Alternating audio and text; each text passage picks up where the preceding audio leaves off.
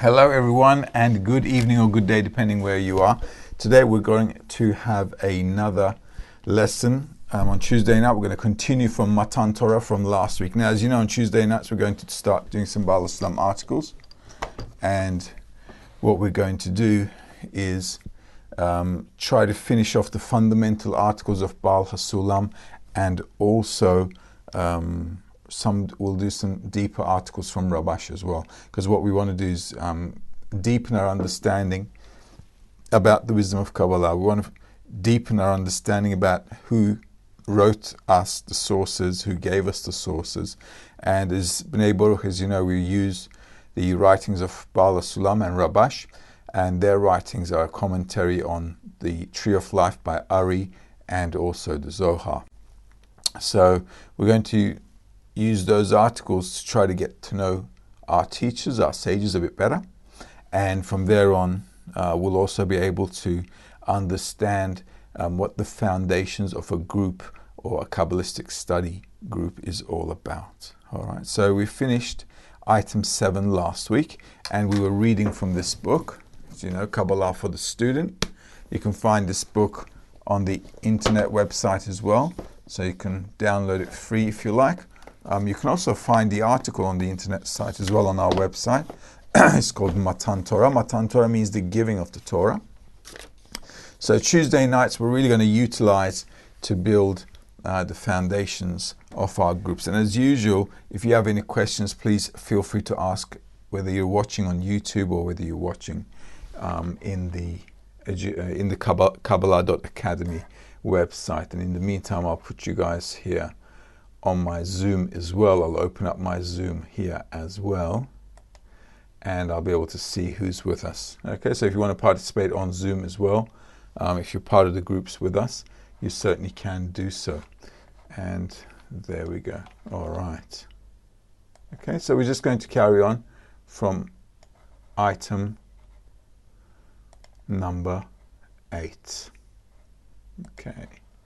There we go, and I've got you guys on the screen here as well. Okay, great.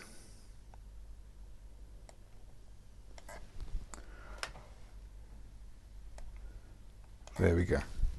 So let's start reading page 244 from Kabbalah for the Student. The article is Matan Torah, and we're on item 8. Now, up to here, what Baal HaSulam talked about was the principle of spirituality, how to attain the Creator. So Matan Torah means the receiving of the Torah, which actually means the revelation of the Creator to a person while he is living in this world. So he gave us the main principle. He said, listen, if you want to feel the Creator, to see the Creator, what you have to do is get out of your boundaries. And your boundaries are the desire to receive, as you know, which we learned in the previous semesters. So what we want to do is we want to feel what is outside of us, and what is outside of us is only the Creator, His domain, His actions upon us. So if we want to feel Him, we have to get out of this desire to receive. We have to get out of this skin, sometimes they call it. And what we have to do is feel what's outside of us. And he said the only way you can actually do that is because our nature is a desire to receive for ourselves, and we only have self-love. He says to us, well, the only way you can actually do that is to come to a state where you care for others more than you care for yourself, because at that point you do this little flip, you change your nature, and instead of worrying about yourself all the time and putting yourself out first, when you put somebody else first, then you actually begin to feel what's outside of you. And this switch from one perception to another is actually called Matan Torah. And this is something we have to actually do at every level of spirituality, because every degree, every next degree is a higher level of actually revealing the Creator, or revealing the state of Matan Torah even more and more. Just like children grow up, and when they first grow up, the world is not so big for them. It's just their little house, or they're in their little playroom. But as we grow up, we discover that the world is huge with so many things in it. So in spirituality as well, it's the same thing.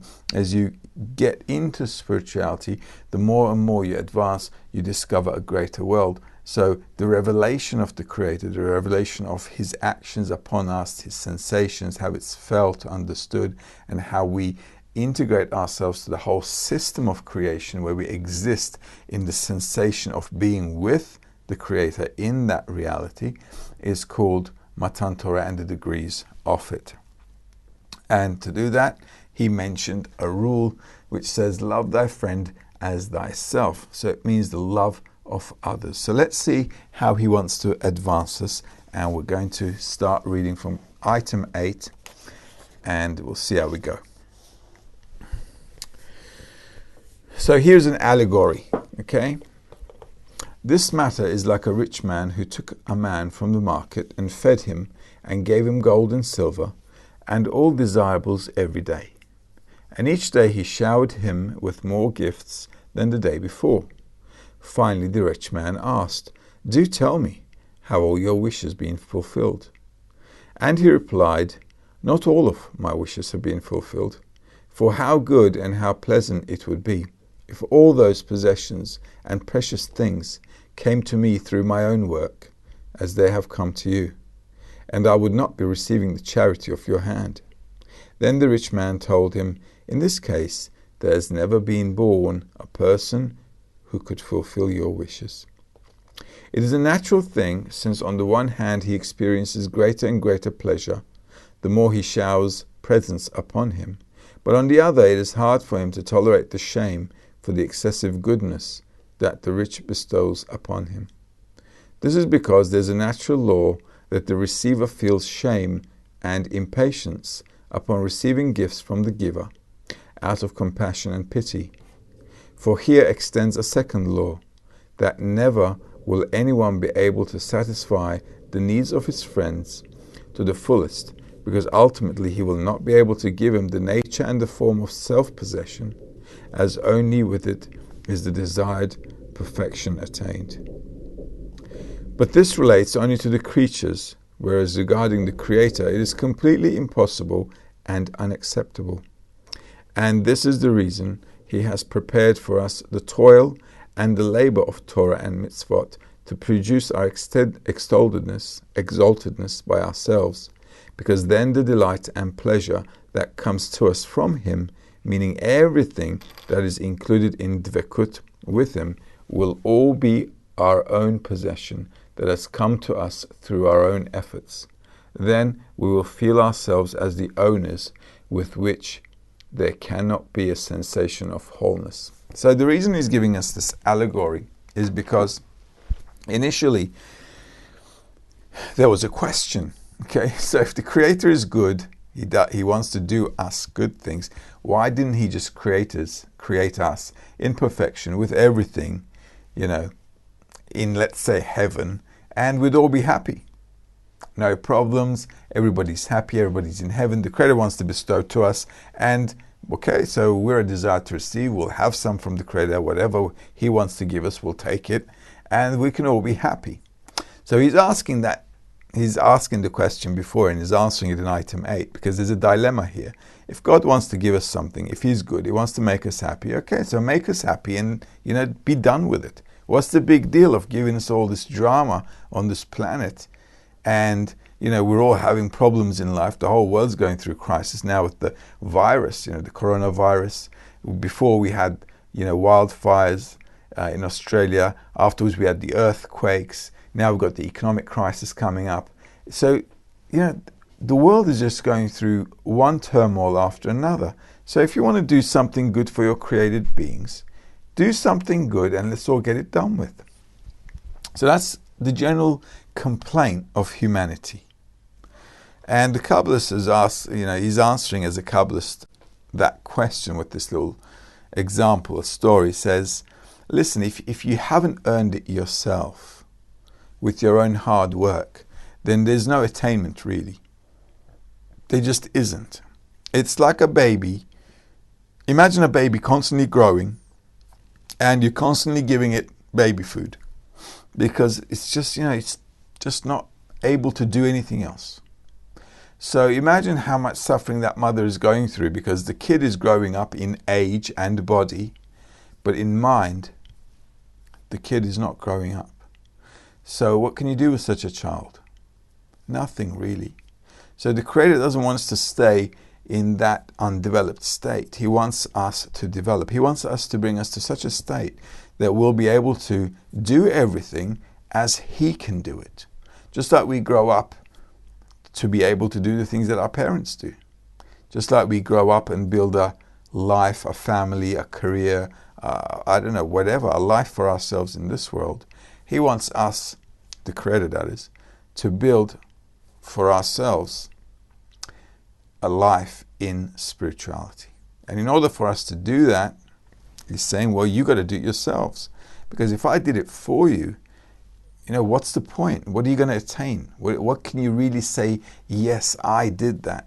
Even in life, imagine how beautiful it is when you actually, do something yourself. When you really put some hard work behind it and you manage to be successful. How happy are you? You're more happy simply because it was your work. All right? So this is already much beyond than just simply receiving a gift or receiving money from your parents. So the Creator also does not want us to feel lower than Him. What good is it if the Creator created us in this great state and we always felt like we had to, it's like a dog always barking for a bone? What good is that? We'd be feeling like a beggar all the time. Or the relationship between us and the Creator would be the same as a dog and its owner. So the Creator doesn't want that to happen. What He wants is for us to build our own lives, just like our parents would like us to build our own lives. So this is the whole setup here. And the complaint of humanity, as he's giving here with this example, is really not a complaint. It's just lack of understanding of what we need to be. It's lack of understanding of what the Creator wants us to be. And so as long as we carry on with this lack of understanding, we're always going to have a complaint towards the Creator. And the only thing that people always do is actually go and pray to God. And what's actually going in praying to God all the time? Well, you always go to God and pray for something. What are you actually doing? Well, you're complaining. You're saying, I don't have this in life, can you give me this? I don't have this in life, can you give me this? Can you help me with this? Can you help me with that? Well, that's all fine. But if you're asking for things that are constantly, like a child asking for toys, then you're never going to grow up. So the Creator says, listen, guys, you got to grow up. So this whole allegory here is explaining why the Creator could not give us the whole of perfection initially when He created us. Simply because He doesn't want us to be stupid children for the rest of our lives. Or for the rest of creation. Imagine being a stupid child forever and ever and ever, because in spirituality you never die. Just imagine that. All right, so let's carry on with item 9. And if there are any questions, you can send them through. Oh, I've got a question here. Okay, so somebody has asked, I don't know your name, unfortunately. Is it? Okay. So this friend is asking as such. I'm in the young group. A question we always have in our tens is, what does bestowal feel like? We're always told we don't know what bestowal is because it's all ego when we give. Well, that's true. That's true. But it's true, we're all ego, and until we attain the attribute of bestowal, it's really tough to describe something. But even when we're not in spirituality, we can give it a shot, right? Just like when we're kids, we're not really parents, but we act out what it's like to be a grown-up, and that's how we grow up. That's how we grow up. We play games, don't we? For example, I don't know, if you see your dad driving a car, you got your toy car, right? You're going around with your toy car or your truck or whatever. So you copy your parents. We all copy our parents in order to be like them. This is how we learn. All right. So how are we going to be feeling what bestowal is? Well, first of all, in order for us to feel what bestowal is, even without in spirituality, of course, it won't be the same without being in spirituality, but just think about it for a moment. When there's someone we really care about in life, okay, and we care about them so much that we think about them more than ourselves. And imagine how happy you are when you do something good for them, because you care about them a lot.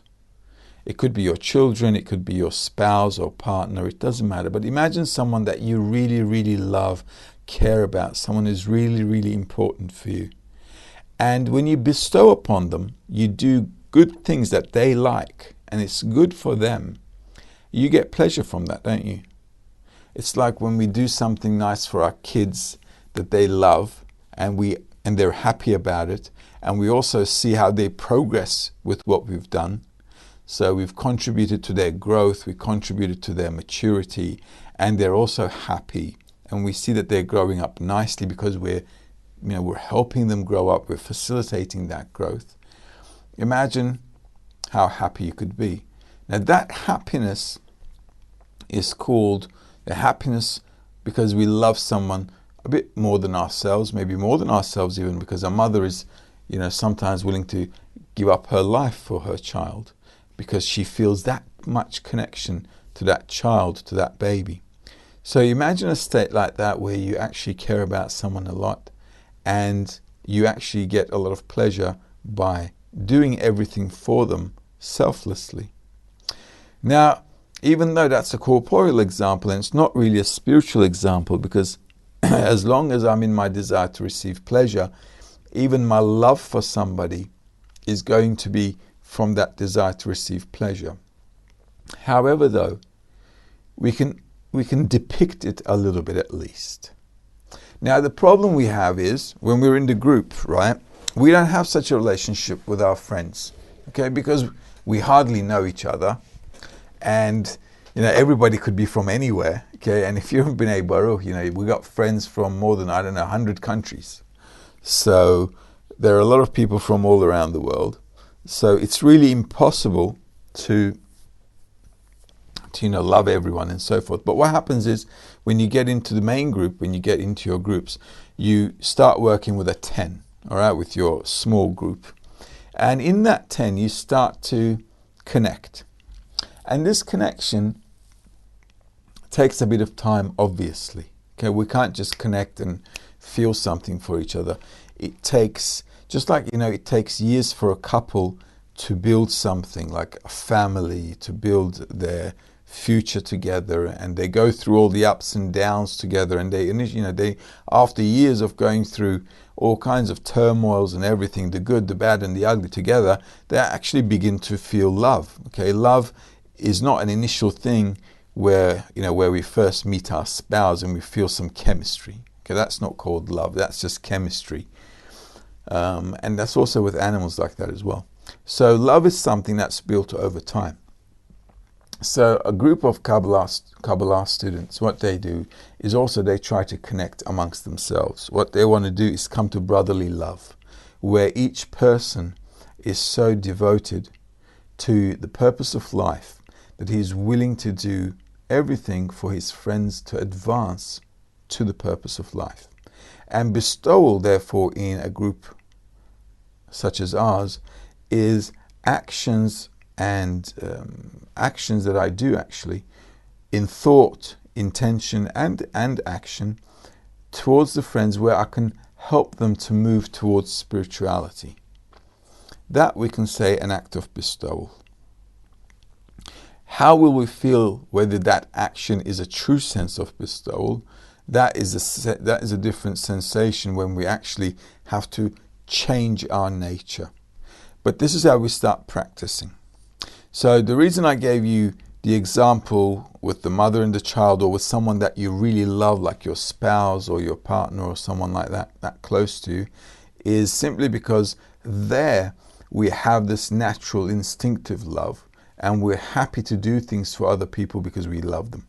In a student group where we're studying the wisdom of Kabbalah, because that 10, that immediate group where I have to start doing the work, is foreign to me, it's going to take time for me to develop it. And the reason is we have to build this connection above our corporeal will to receive.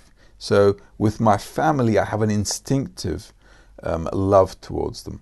But with other people which I'm not in a family with, which I'm not connected biologically or through family or so forth, or they're not my spouse or whatever, or children, I have to build it.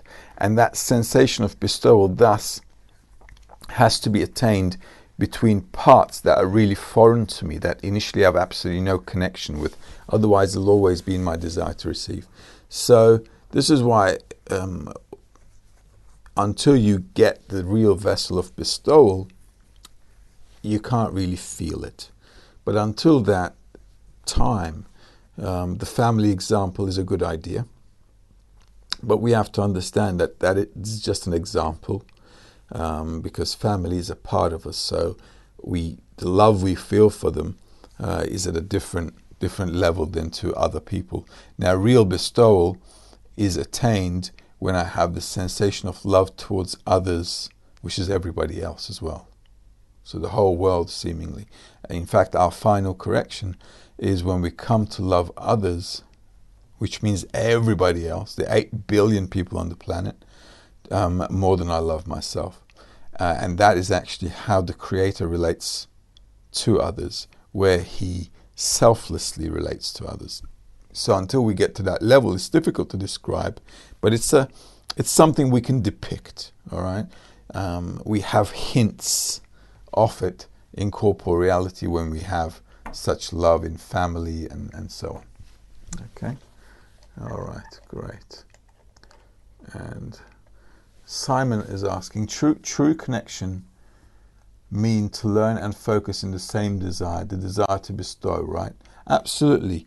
We're actually a desire to receive. Okay, the Creator is the desire to bestow. We will always be a desire to receive, but what we want to do with this desire to receive that we have for ourselves is we want to use it in such a way that it works for bestowal with an intention to bestow, that is. So the connection that we want to build, the true connection we want to focus on, is actually this act of bestowing. So my friend wants to reach spirituality.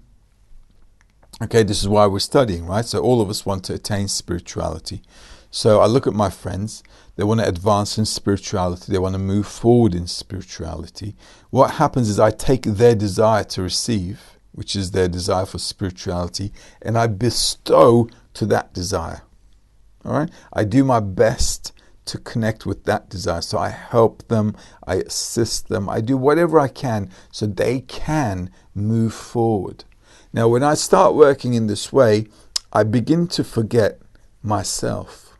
If I'm that focused and if I'm working constantly on that, also, as we study the light that reforms, the Creator is also changing us, because just like kids change as they're growing up, as we study the wisdom of Kabbalah, we're also changing. Okay, so we're going through this change process as we study, as we come together, when we do congresses, when we meet, when we've got the gathering of friends, morning lessons, and so on. When we're doing all these activities to actually change ourselves, then what we're doing is with the actions, we're studying the books and then doing the actions as well. This whole process is actually changing how we behave, how we think, how we intend on things. And during a certain period of time, all these efforts add up, just like a kid's day-to-day growth adds up, and all of a sudden he becomes a grown-up. Same thing with spirituality. All of a sudden we become grown-ups and we begin to feel others, and we begin to know how to bestow to others, because we're learning it all the time and we're going through a change as we learn it.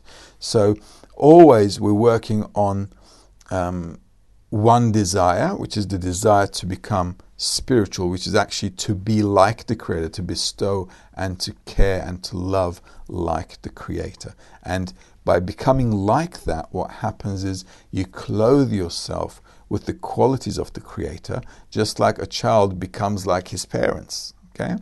And then we become like the Creator, who's actually our Father in the sky as well. In many books, you can also read it like that the Creator, that God is our Father in the sky, and so forth. So we begin to become like that Father that we have. The Creator is actually Our Father is actually the Creator. So we begin to become like Him, and we begin to exist in His reality just like He does. So you're right, it's always connecting towards the desire for spirituality, because desires towards this world will just keep us in this world. So a Kabbalistic group is always focused on connecting towards that desire for spirituality. Simon is asking again, what do you put first, the intention or thought?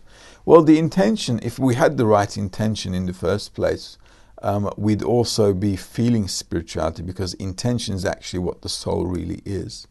The desire to receive is a given fact. Okay, so we're created as a desire to receive, so it's already given, it's a constant, there's nothing really we can do about it. That's what we are, a desire to receive pleasure. And the Creator is a desire to bestow. So these two forces in nature are already given for us, they're constant. What I have to do is put an intention on it and live in that intention. Now, how that intention is how true it is, how correct it is another story, but we start somewhere, all right? So first, we have to do things with intention all the time in our lives as well. When we go to work, we have an intention for the work, don't we? We want to make money, we need to look after the family and so forth. So while studying the wisdom of Kabbalah, we also have to have an intention, which is to attain the Creator. So we also have an intention there, and this is why our intention is all the time. So behind every action, what we want to do is we want to become closer and closer to the Creator and to bestow to the Creator. If that's my intention, then I have to think, don't I? I have to think about, well, what do I have to do in order to come to that intention, in order to advance in that intention? What do I need to do now so I can grow up to really clothe myself with the correct intention where I can actually feel the Creator?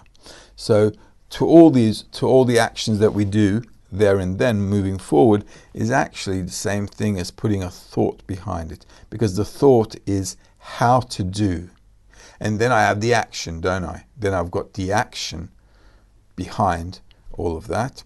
So the intention, then how to do it, and then the action, and then what we do is we get a feedback from the environment as we bestow to the environment. Nice, we're quite active today. So Ali is asking, can I study and practice Kabbalah without any social connection? I'm asking this because studying the wisdom of Kabbalah has some consequences in some countries. Okay, Ali, I understand. So yes, you're right. So sometimes the country we live in, if we live in certain countries, it might be a bit of a issue. So this is how you can do it. Normally we have virtual groups as well. All right, so if you can connect to a virtual group, that would be nice.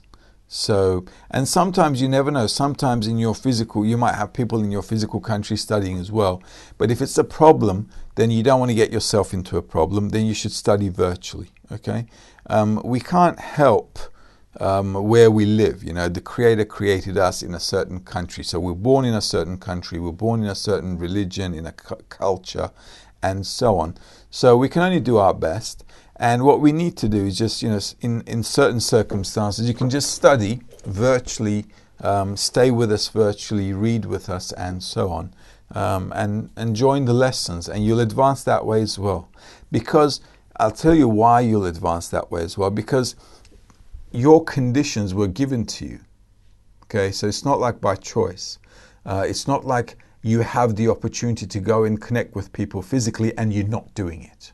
All right, so you're in a restricted situation, and within this restricted situation, restricted state of life, you're doing what you can, and that's enough too. We can only do what we can. So if there is such a situation in your country, just listen to the lessons, stay with us in thought and intention as well. Even if you're with us in heart and intention, and you're listening to the lessons and trying to be with us in heart and mind and soul, that's already really huge, because at the end of the day, a person's where his thoughts are. So just by following us like that and being integrated into the study, to have a desire to change your heart, that's already great as well. So not to worry, okay? Okay, great. So we're a bit busy today. Great. So let's go on to item number 9. Okay.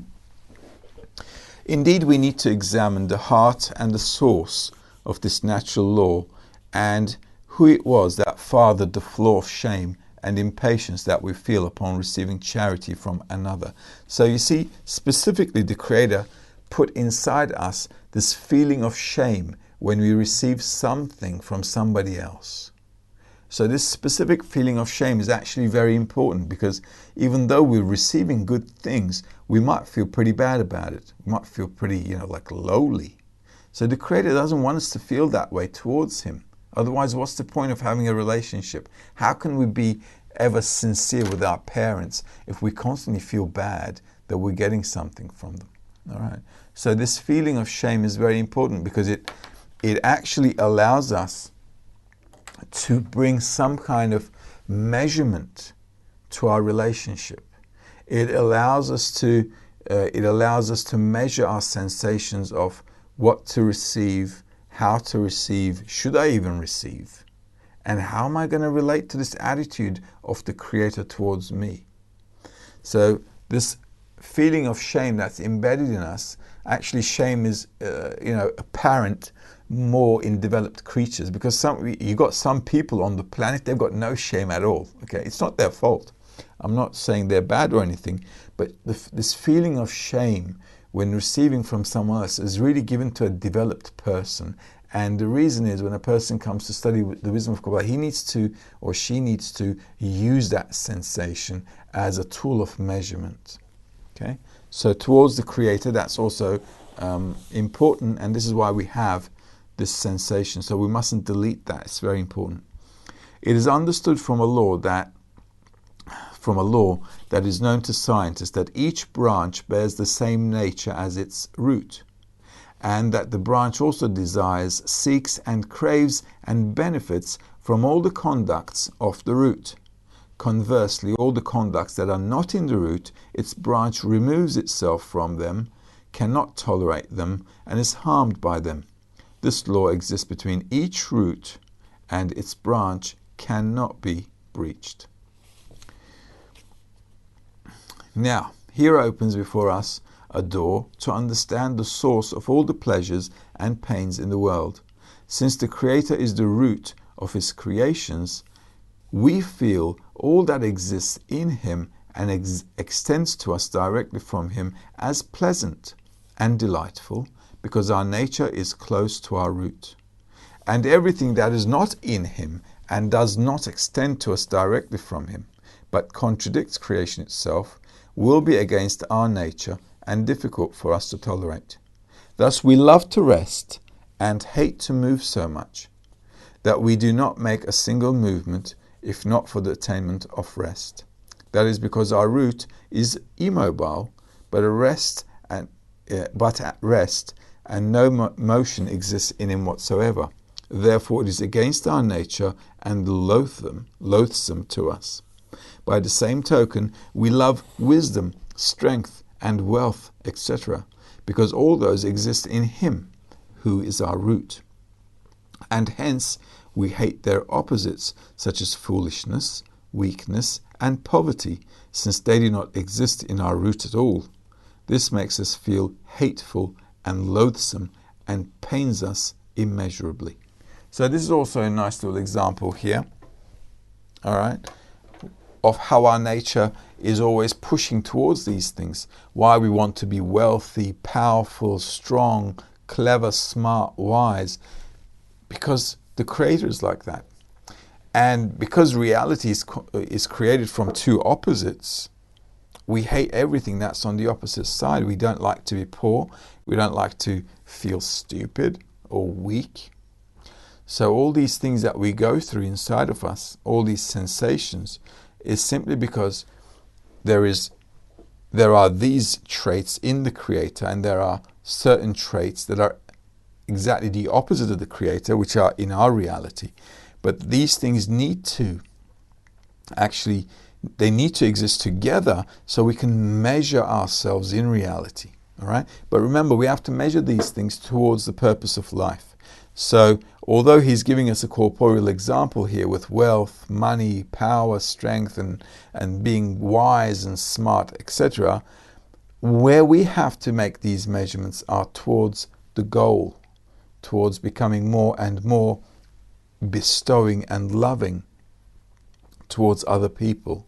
And only then we can begin to feel what it's like to be outside of ourselves. And through that sensation of being outside of ourselves, then we can begin to relate actually in this nature called love and bestowal, which is disconnected from our egoistic current nature. So the egoistic nature is necessary, and the Creator's nature is also necessary. They both need to be inside of us so we can actually have some kind of measurement, so there can be some kind of a feedback between what my nature is, what the Creator's nature is, and how in between them I can actually build myself. This is how I build my life in spirituality, just like a person builds his life here in corporeal reality. So we have to be in between these things, and they all need to help us so we can actually grow spiritually as well. Okay. All right, great.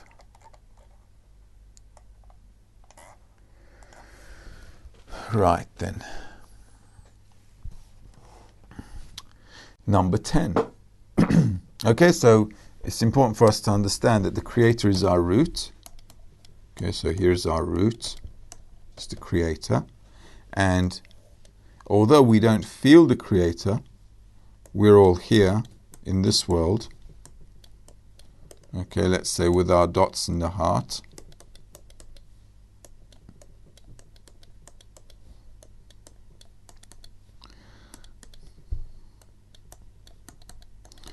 Okay, you'll have to excuse my drawing, but we've got to be a bit pragmatic here. Oops, there we go. All right, so we're all here with our dots in the heart, and this is the Creator. So the root and the branch, just like we learned in the education semesters, all right, in the Kabbalah Academy. So whatever is in the Creator as such, we love, and what isn't in Him, we dislike. So our world is therefore in between two sensations, where we're either feeling good or we're feeling bad. And it's simply because of this rule, and there's no getting away from it. And this is how it needs to be, like I said, so we can measure it. Okay. So let's read number 10. This is what gives us the foul taste of shame and impatience when we receive from others by way of charity, because in the Creator there is no such thing as reception of favors, because from whom would He receive?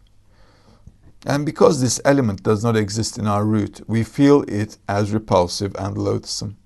On the other hand, we feel delight and pleasure every time we bestow upon others, since that conduct exists in our root, which it gives to all. So we also take pleasure from doing good to people, don't we? Because it makes us feel good. All right? Makes us feel good. So why do we feel good when we do good things to others? Because the Creator is also in that state. So sometimes we're in that exalted state when we want to love others, do things for others. We run around for our children, we run around for our loved ones. And sometimes you even see people who run around for other people in the world, don't you? Although that's not bestowal, okay? Bestowing to our children, our loved ones, or let's say I'm helping sick people or old people or disabled people. Although these are acts of kindness, but they're not really spirituality. They're not what we're talking about in spirituality. In spirituality, this attainment of love and bestowal is a completely different nature being clothed inside of us. So the reason we have these sensations in this world as well is just like a sign. Okay, it's a sign that a person can be very happy if they have certain connection with someone, they care about them, and they don't mind doing good things to them because they actually enjoy that. Okay, in spirituality, imagine that state being towards everyone. So So this is why spirituality is endless fulfillment, because the whole of reality is an endless desire to receive. So imagine when you're living in that state of perfection and love, where you have actually the power to constantly bestow. Imagine how much pleasure you'd be getting. It'd be endless, right? So although we're not there yet, because if we were, we'd feel the Creator, okay, and we wouldn't really have any questions about our lives because everything would be crystal clear. What we have to do is just pick up signs that exist in this world to kind of give us a direction. And this is actually what the Kabbalists are doing. They're writing to us saying, listen, this is why we feel good and bad. All right, this is why we love to be strong, we love to be wise, we want to be rich and wealthy and so forth. Why? Because these are things that are in our root, and the opposites are not, so they make us feel bad. So this whole reality really is full of hints towards us about what the Creator is like and what our current state is. So between these two extreme points, we can actually begin to understand and find ourselves and put ourselves into some kind of balance where we can advance towards attaining that higher, that higher perception of reality, or higher level of consciousness, spirituality, or attaining God or godliness or the Creator, and so on. Let's go to number 11. Now we have found a way to examine the purpose of creation, which is to cleave unto Him in its true appearance. This exaltedness and dvekut, which is guaranteed to come to us through our work in Torah and Mitzvot. Torah and Mitzvot means wisdom of Kabbalah. We're studying spirituality. Torah comes from two words, user manual and light. Okay, so we're using the manuals that are left to us by the Kabbalists to attract the light that reforms, which can actually, wisdom, actually it's also called the light of wisdom, or sometimes we call it the light of mercy. There are a lot of different lights. So we attract the light from the study. And mitzvot means when I correct myself. So I was egoistic in a certain desire, and if I bring it to bestowal, it means I did a good deed. So we mustn't confuse any of these things that are in the text with religious things, because sometimes there are common words. But religion and the wisdom of Kabbalah have actually nothing to do with each other at all, because the wisdom of Kabbalah outdates religion. Okay, it comes from Adam. And religions only started, the Abrahamic religions I'm talking about, started only 2,000 years ago after the destruction of the Second Temple. So spirituality is way, way before. So we're using actually Baal HaSulam's and Rabash's Torah. Okay, we're using their Torah. We're using their teaching, that is. So Torah is actually a teaching where I can get the light. And mitzvot is the corrections that I'm doing by applying this method. So through our work of spirituality and correction, we can also use those words, is no more and no less than the equivalence of the branches in their root. So all the gentleness and pleasure and sublimity become a natural extension here. We have become a natural extension here, as we have said above, that pleasure is only the equivalence of form with its maker. And then we equalize with every conduct in our root, we sense delight. Also, everything we encounter that is not in our root becomes intolerable, disgusting, or considerably painful to us, as is necessitated by that concept. And we naturally find that our very hope depends on the extent of our equivalence of form with our root. So he's giving us the gist of the matter here. All right, so what the study should bring us to is equivalence of form. It should bring us to being like the Creator. And that state of being like the Creator, being in that perfection, is actually where we're getting pleasure from. So people in this world get pleasure by, receiving things they want to get in life. But in spirituality, the pleasure is not getting stuff. The pleasure is actually existing in reality like the Creator. Because imagine if you were existing like the Creator in reality, you wouldn't have any need for anything. Okay, because just like it said, in the previous item, who would the Creator receive from? So if you're in a state where you're in perfection, if you have everything, who are you going to receive anything from? So the pleasure that the Creator wants to give us is not to fulfill ourselves with these childish pleasures. He wants to give us the fulfillment of existing like He exists. And that's already a whole different perspective, at looking at things. Okay? And this is what we need to focus on. So when we're talking about bestowing and loving others, we're actually talking about something much beyond, much more sophisticated than what our understanding of loving and bestowing is. Because being in a state of love and bestowal is actually being in the state of like the Creator, existing like Him in reality, in perfection, in completeness. When I have everything, I'm like the owner of everything. And that state is what we should be really aspiring for. So by actually, working towards love of others and bestowal towards others, we're actually growing ourselves, developing ourselves to attain His state. So it's not just, a pair of nice words where we're describing how we should be towards each other. We're talking about a state of existence. So a whole new nature that's governing the way we live, exist, and perceive reality. So we have to look at these things, much deeper now that we're after the first, second, and third semesters. As we get into these articles, we have to really start looking at what it means to be like the Creator. What does the Creator want to give us?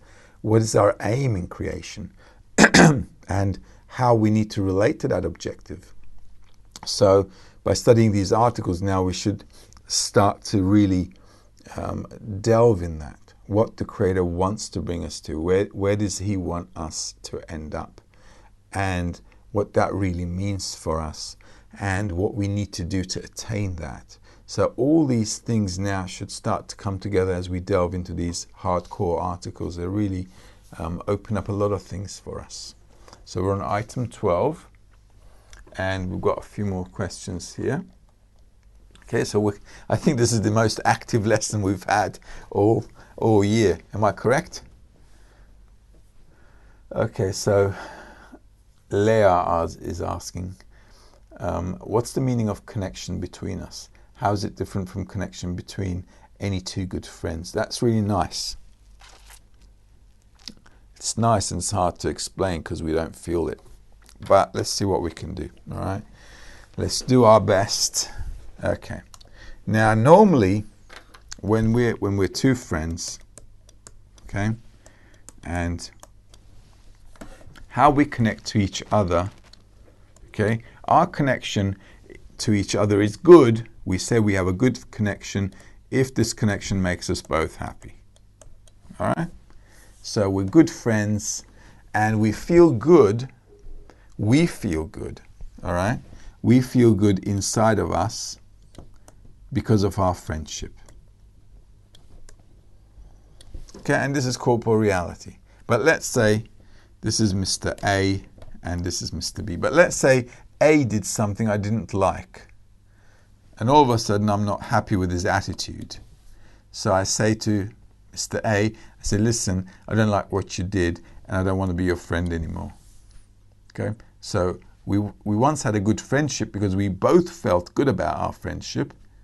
We had a connection, we had common desires, all right? But now he did something to annoy me and I said, you know what, I don't think I like him anymore, all right? So I've disconnected. This is corporeality, okay? Because it's according to how much pleasure I get. Then if we have common pleasure, then we say we're connected. So it's how much pleasure we feel inside from the other person. In spirituality, the connection is regardless of what A does, I'm always loving him or her, always in bestowal. So in spirituality, it's irrelevant if A does something bad to me. And the reason that's called connection is because I've excluded my self-interest and I'm only working in bestowal just like the Creator would. And that's actually being connected to the whole of reality. So when we're equalizing ourselves to the Creator, I'm actually changing the way I relate to everyone, and I'm clothing myself completely and utterly with the same attitude and relationship as the Creator would. Okay? So sometimes our kids don't like us because we don't do what they want us to do. All right, so for example, let's say they want to eat chocolate before dinner, or let's say they want to eat a lot of sweets, and we understand that sugar is bad for them, so we say, listen, it's not good for you to eat it, so we're not buying it. So all of a sudden we're bad dads or bad mums. Okay, in the kids' eyes, we're bad parents. Okay, but from our understanding, from our perspective, we're good parents because we want to make sure that excessive sugar doesn't harm the kid. Okay, because junk food is bad, so we understand it's bad, and we want to make sure we protect that kid and we don't harm him, right? So in reality, we're actually good, but in the eyes of the kid, we're bad, right? So here, the parent, being B, okay, in this example, the parent is not really influenced about the kid being upset because it didn't get the chocolate and the sweets. Why? Because the parent knows what's good. Okay. Same thing happens with us and the Creator. Okay. So the Creator knows what's good for me. And He's constantly giving me what's good for me. But I might not feel His good relationship to me as good because I'm in my desire to receive. I want to get what I want to get, and because I don't see what's bad in it. Okay, I don't see what's bad in my desire to receive, just like the child doesn't see how bad that chocolate or sweet is for itself. So as a parent, we're being a bit strict, but why? Because we love them. Our relationship to them is through, we don't have to draw that here, okay? Our relationship to them is with love. But the child doesn't understand it at the moment. But when he or she grows up, they will. And then they'll say, it's a good thing my mum and dad gave me healthy food, because now, I'm not obese or I'm not unhealthy. I'm a healthy person now. All right, so then they begin to appreciate us. Well, same thing with the Creator. So this connection that we're talking about is really coming to attain this attribute. Attaining this attribute is called that connection. Okay, so this is why it's really hard to explain, but this is how close as I can put it at the moment with the words that I have, that this is how it is. So connecting with someone means that I'm actually outside my self-interest completely, and I'm only doing acts of bestowal to that person, and it doesn't matter what that person feels. I always want to make sure my relationship is with love and care. All right? That is actually what a connection is. And this is why it's called beyond me. It means beyond my self-interest. Okay? It's nice though, it's a nice question. How is it different from connection between any two good friends? Well, this is exactly how it's different. Because with good friends, like I said, I'm in my desire to receive. We're good friends because we feel good when we're together. We have common thoughts, we have common desires, we've got probably common hobbies. We like to go out and hang out, that kind of stuff. But in spirituality, it needs to be from outside of myself. Kointa Tapia is asking, so when a person begins studying Kabbalah, a person can learn how to measure their sensation, happy or sad, and learn how to be somewhere in the middle, feeling more balanced in our lives. Definitely we'll get balance in our lives, that's for sure. So that's a nice question. The reason we're not happy in our lives right now is because we don't understand why things are happening to us. Okay, so humanity is going through a lot of strife, a lot of unhappiness, a lot of problems that we're seeing right now, and they just don't know why that's happening. And because they don't understand why these bad things happen, we're always going from one suffering to another until we, really explode and ask ourselves, well, how are we supposed to live? What am I supposed to do? So life is really pushing everyone individually and at a general level, pushing everyone through bad sensations, through sadness, misery, uncertainty, all kinds of restrictions that now we're getting in life and so forth, with all the dangers of life. It's pushing us and bringing us to an understanding. And that understanding is, well, the way you're living is wrong. So humanity is being squeezed up in order to think why our lives are as such and what can we do about it. And through this questioning, actually, they find the right path and the right way of how to do things. And this is why also Kabbalists have written for us, because they want to help us out. Okay, so how is a Kabbalist bestowing towards humanity? Well, Kabbalist is explaining to humanity, listen, this is your nature, and you can't be happy with this nature. But the purpose of life is to be happy, and you can be happy if you attain perfection. How? Well, this is how we do it. All right? So we have to go through a study. And that's it. And it's not difficult at all. And once you study the wisdom of Kabbalah, you actually begin to relate to what happens to you beyond the sensations. All right? So initially when a student of Kabbalah comes, that person is obviously governed by sensations, whether I feel good or bad. So we're going through these mood swings. But as you advance in the wisdom of Kabbalah, you begin to live above the sensation. And that actually brings a lot of clarity to the things that happen to you, why they happen to you, why you feel in such a way, and what you can do about it, and how you need to work with it, so you can actually build your next step with everything that's happening right now. So yeah, it brings a lot of clarity, clarity to our lives and balance to our lives as well. Simon is asking, to cleave unto him in its true appearance, how to? Because I can't even imagine his appearance. That's absolutely correct. That's why we're always having a problem when we're answering this question for a student. So this is why it's a process, Simon. We have to go through this process. Just like a child doesn't understand his or her parents until they become a parent, right? Until we're dads or mums, we don't know why mum and dad did something to me, said something to me,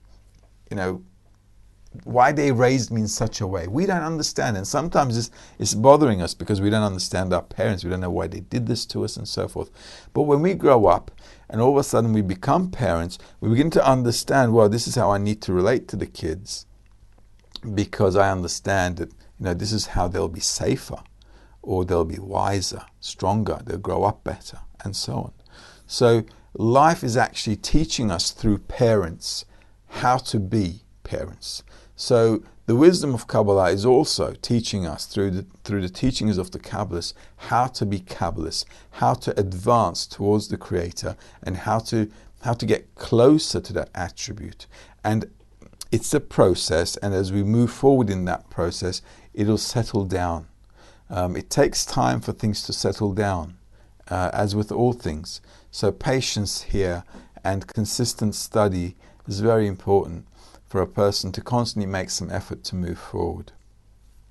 Just like children don't grow up in a day, we also can't grow up and expect to be spiritual overnight. So it is a process, and as we study and study, you'll begin to see that your sensations become deeper, you become more analytical, you become more deeper integrated into whatever is happening around you, And you'll see before that you were living very superficially, that before you had a really shallow life, without a lot of deep thought, and without knowing how to relate to how things happened, what you should relate to, how you should relate to this and that, and so forth. But as you advance in the wisdom of Kabbalah, you begin to balance it out. You begin to get a different perspective. You begin to get a deeper understanding. You begin to add all the events and the currents of life into your development. And then it starts to turn into this little opening.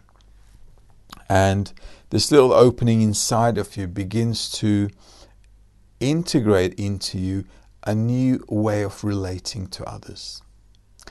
And from that specific point of relating differently rather, you begin to add to your sensations and your perceptions about the Creator.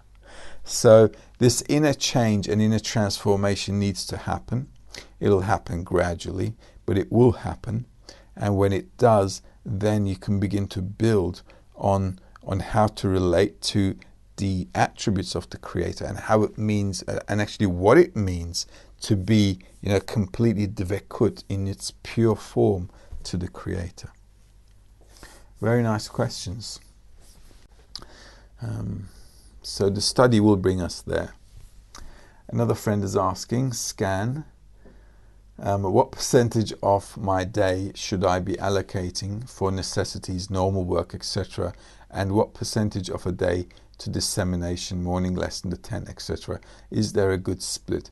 Well, I think that's what you need to decide yourself. All right. For us, the morning lesson is a must. Okay, because that's where we learn, don't we? We come to learn wisdom, and from the learning, just like we're learning now, from the learning, what we begin to do is develop. So it also depends where you are in the world. For example, we've got friends in the US, in Australia, New Zealand, and it's really difficult for them to join us live because it's in the middle of the day in Australia. So it's lunchtime in Australia, so they can't join live, all right? So, but what they can do is watch the lesson or listen to the lesson afterwards. If you can join live, if you're in a close time zone to us, that'd be great, because then what happens is you just integrate with the whole group. And if you can't watch live, then it's best to make sure you watch every day the lesson in your own time zone where you dedicate yourself a time period. It's very important for a person to be very systematic in the study, because when you start missing out on the study, you just miss parts of it, and it's really hard to catch up afterwards. So I really recommend that somehow, in some way or form, you add every day something from the morning lesson, because it's like we eat and drink every day. So our body requires us to eat and drink. Same with our soul. Although we might not feel our soul at the moment, we're really developing it. Because that's what the dot in the heart is, remember? It's that inclination, it's that beginning point. So just like we feel malnourished or weak when we're not eating and drinking, same with our soul. It begins to feel weak, it begins to feel, less energetic, and so on. And so we have to give it strength. And a lot of friends, unfortunately, fall off the bandwagon and they leave because they don't understand this principle. Because just like I don't need a sixth finger on my hand, I don't feel like I need a sixth finger. I don't feel like I need a soul. Okay? We don't have this urge, a desire that I need a soul. Okay, so because it's disconnected, there's nothing we can really solidly relate to in terms of spiritual sensations. We don't give it the relevant importance actually that we need to give. So joining a lesson every day is important. On top of that, though, you must do what you need to do for your sustenance. So we all work. Okay, so we all go out, we all have jobs, we've got family, we've got kids. We all need to take care of these things. We need to go to a doctor if we've got a health issue, and so on. So all these things are necessities that you need to do, but you have to decide on the right balance. But like I said, it's always good to have some time for your spirituality every day, especially in the morning lessons. And then if you've got more time during the day, then obviously you can do other things as well. Once you're in the group, there are a lot of things to do that you can do as well. Okay, but these are things that you must calculate yourselves. So you got to decide what a good split is, because everybody's life is different, and we all have to make our own judgments and calculations, and that's actually a good thing, because it allows the individual to grow. It allows the individual to to make a self-analysis of what I need and what I don't need, what's a real necessity, what isn't a real necessity, and so forth. And if you decide on that, that's the best way to go, because you made a voluntary choice through understanding of what you can say is now necessary or not necessary.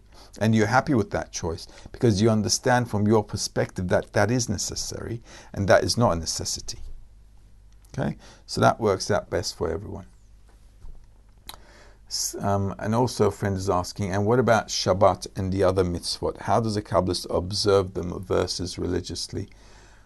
Well, the only thing, Shabbat, religion is a lifestyle. So from a Kabbalistic point of view, whenever there's a holiday, we actually add more to the study. So in terms of keeping it in a religious way, it really depends on the culture of the person. And for a Kabbalist, Shabbat is a good opportunity to have 2 lessons a day. Okay? So we've got the morning lesson, plus we also have the afternoon lesson. So this is why Shabbats or holidays are a good opportunity to actually add to our spiritual development. So normally a morning lesson is about 2.5 hours during the day. So on Shabbat it's 4 hours. Why? Because we're on a holiday, so we study more. Plus we have another lesson of 3 hours in the afternoon. So in total we've got 7 hours of study time. And then we have a meal with the friends. So we have breakfast together, we have dinner together.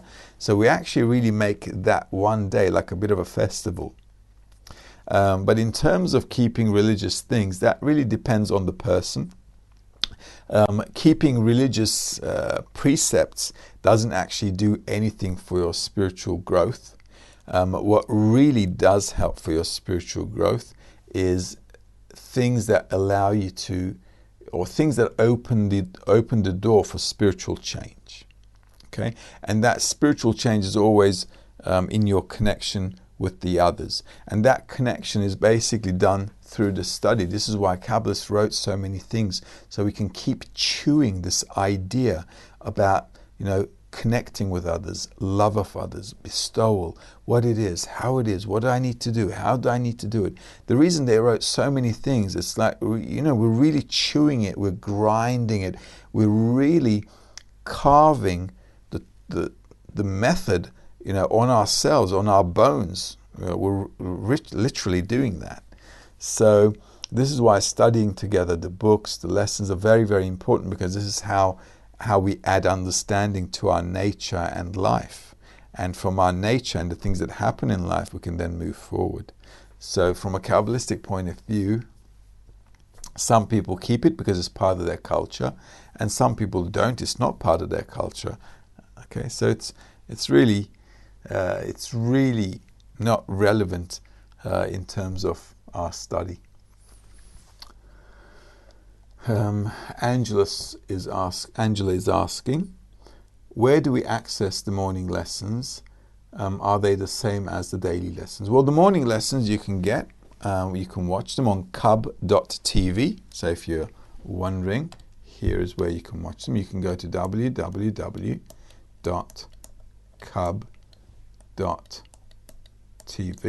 Okay, Jonathan, can you show the screen? Okay, there we go. www.cab.tv. Okay, so you can choose the English language there. There are other languages as well. All right, so you can watch it there as well. Okay, you can also watch it, watch the live lesson on www.cab.tv. svivatova.com. I think they also have it there. They've got live streaming there as well. And also, that's right, you can watch it on these, you can watch it from these two sites. Okay, so if you go to the English website as well, okay, www.kabbalah.info. And also you can find the recordings on www.kabbalahmedia.info. You can find all the lessons archived here in different languages as well. Okay, so these websites are really important. This is a really nice one. You can find everything there. Cub TV, you can watch it in English. I think they've got French, Spanish as well. So they've got a bunch of languages there as well. And also, if you're a member to sivatova.com, you can also watch the morning lesson there under events. So there are a few places where you can watch it. Okay. All right. So we've come to the end of our lessons. I think we're on item number 12. Am I correct? Yeah. Burchin. Did we stop on number 12? I think so. All right. So this is where we'll stop.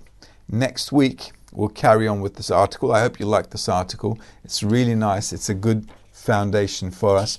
And afterwards, hopefully, we'll finish this in the next week or so. And then we'll move on to the Arvut article, the mutual responsibility article, straight after this article in this book as well. And then afterwards, we'll do the peace article. And these three articles really give us a good foundation with Baal HaSulam. And then we'll do some other articles to see where we're at. Now, also, on Tuesday evenings, once we go through these articles, we can also do things, specific things that you like. So if you're in a group, okay, if let's say you're in a group somewhere, we can also use the Tuesday evening lessons to do lessons about the group, how to study in a group, how to unite in a group, how to make a group framework, and so on. So we can do all kinds of things, and we can really utilize the Tuesday evenings as you like.